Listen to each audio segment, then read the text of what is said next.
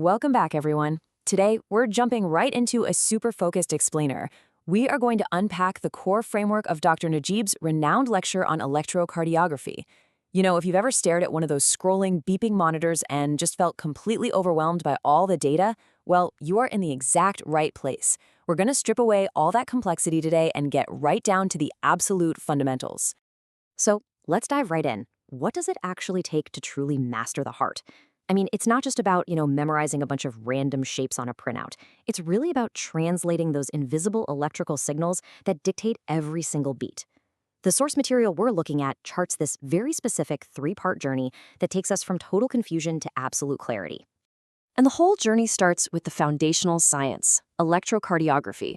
It's a huge word, but it's absolutely vital because before you can even think about spotting some subtle abnormality or making a clinical diagnosis, you've really got to respect the raw data collection.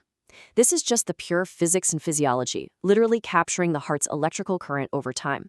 Now, there's some fascinating dual terminology explicitly presented right in the source's title. Think about it. We have EKG Interpretation on one hand and fundamentals of ECG on the other. Both of these acronyms represent the exact same vital medical concept, but it's really interesting how they're paired up.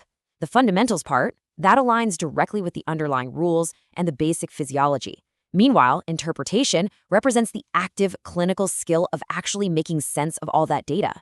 Which actually brings us to a really profound metaphor. Believe it or not, the literal auto-generated transcript provided for this specific lecture is incredibly sparse. It's literally just 2 words. English, English. Sounds weird, right? But think about what that actually represents. An EKG readout initially looks like a chaotic, totally foreign language. So the entire goal of this training is translation. It's about learning to read that complex electrical language so fluently that those squiggly lines basically speak to you in plain English. And getting to that point of translation relies on a highly logical progression that's built right into the lecture structure. Step 1 is the raw science, the physical recording of those electrical signals. Then, step 2 focuses on the fundamentals. That means learning the normal baseline and the core rules of a healthy rhythm. And finally, we hit step 3, which is clinical interpretation. That's where we apply those rules to actually spot things like arrhythmias or infarctions. You absolutely have to build from the science up to the rules before you ever attempt the clinical diagnosis.